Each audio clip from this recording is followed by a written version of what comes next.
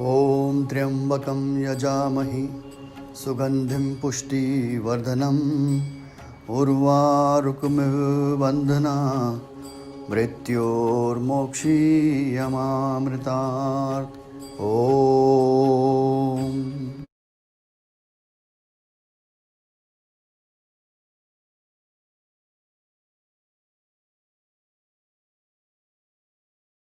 महामृत्युंजय मंत्र, जिसे हम त्र्यंबकम मंत्र या रुद्र मंत्र के नाम से भी जानते हैं।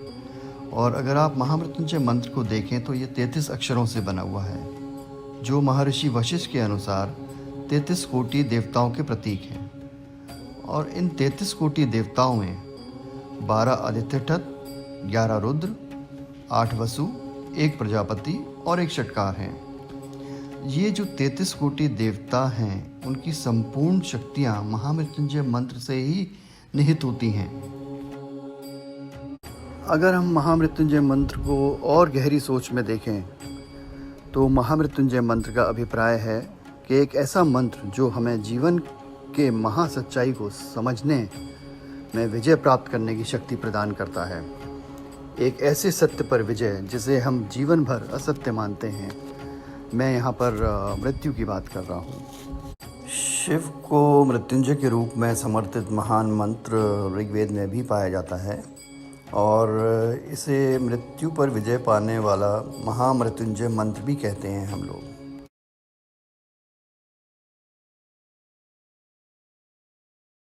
महामृत्युंजय मंत्र, यहाँ पर अगर आप देखें कि महा मतलब कोई भी चीज़ जो हमारी सोच से परे है या जिसे हम समझ ना पाएं, और मृत्यु एक ऐसा महासत्य है जिसे हम हमेशा अस्वीकारते रहते हैं और संपूर्ण जीवन इस सत्य से भागते रहते हैं। जय का मतलब है विजय और मंत्र का अभिप्राय है मन के तंत्र, अर्थात हमारा मन जो विचारों का तंत्र है और आजीवन हम उन्हीं विचारों के उधेड़-बुन में व्यतीत कर देते हैं।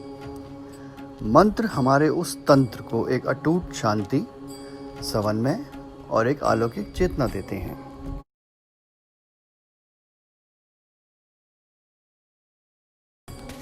ओम एक सार्वभौमिक ध्वनि है जो कि ब्रह्मांड में निरंतर जारी है, और ओम जो है स्वरूपभूत मंत्र है, अर्थात कि ये शिव का ही रूप है और ओंकार वाचक है और शिव इसके वाच्य हैं।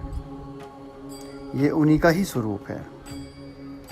और अगर हम देखें तो ओम शब्द जो है या ओंकार ध्वनि, वो सबसे पहले शिव के मुख से ही प्रकट हुई थी।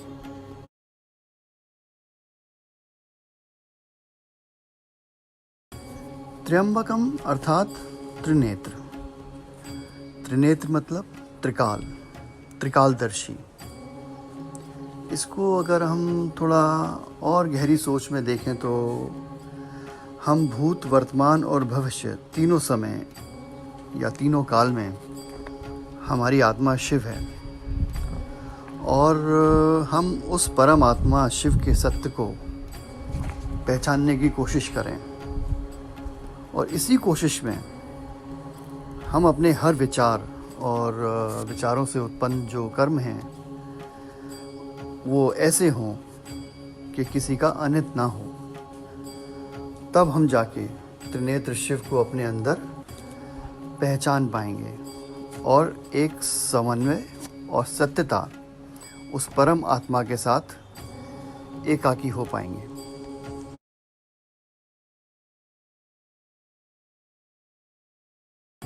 यजामहे अर्थात हम जिसे पूछते हैं, और महे मतलब विशेष अथवा भगवान विष्णु।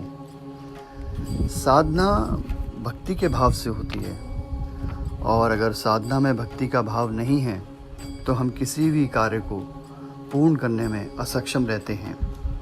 साधना जब ही पूर्ण है जब हम अपने को भगवान के चरणों में पूर्णतः समर्पित कर दें। हम ही में नारायण और हम ही में शिव हैं, और हमारा जो शरीर है वो एक मंदिर है जहाँ परमात्मा आत्मा के स्वरूप में वास करते हैं। हम उनको पूजते हैं और अपने को समर्पित करते हैं। यजामहे।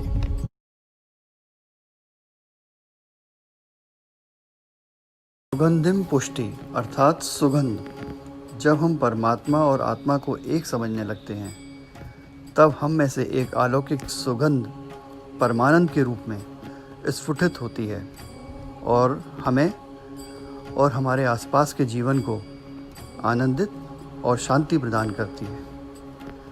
अर्थात यह है कि आप शिव के समान आनंदमय और शांत हो जाते हैं और जीवन की परिपूर्णता का अवबोध हो जाता है।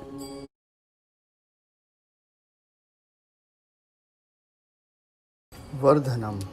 हमारी आत्मा हमें जीवन प्रदान करती है जो कि परमात्मा का एक अंश है और हमें शक्ति देती है जीवन में अग्रसर होते रहने के लिए। उस परम आत्मा के अंश को हम नम करते हैं और धन्यवाद देते हैं उस शिव को जो इस सृष्टि के क्रमशः उदय, संरक्षण, लयभूत होने का प्रतिनिधित्व भी करते हैं।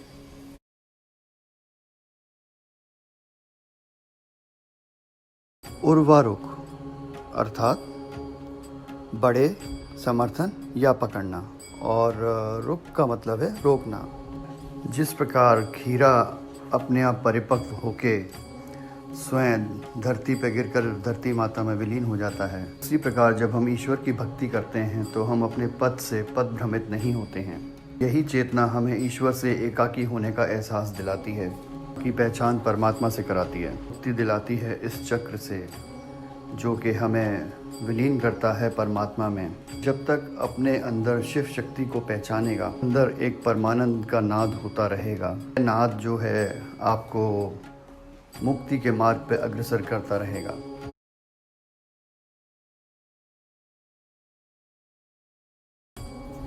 बंधनाद, बंधन से मुक्ति, यानी कि तीनों प्रकार के बंधनों से मुक्ति, दैनिक, दैविक और भौतिक, पशु एवं पाश के चक्र से मुक्ति और आत्मा का परमात्मा में विलीन होना।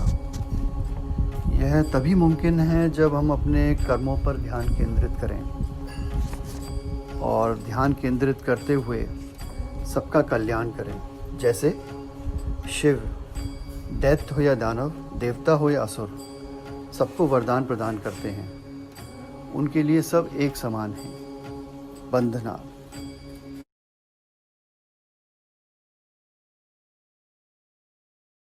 मृत्युर्मोक्ष्य, यहीं पर स्वर्ग, यहीं पर नरक है, यहीं पर जीवन, यहीं पर मृत्यु है। यहाँ के परे जो है वो है, यहाँ से पहले भी जो था वह था, जो अति आवश्यक है वह अभी है, यहाँ है। कर्म इस पल में है, मृत्यु इस पल में है और जीवन भी इस पल में है। आप क्या चुनते हैं ये आपके ऊपर निर्भर करता है, शिव या शव, नर या नारायण। तभी आप इस महाकाल चक्र से मुक्ति प्राप्त कर पाएंगे, महामृत्युंजय हो पाएंगे और महासत्य को ग्रहण कर पाएंगे। मृत्यु मोक्ष।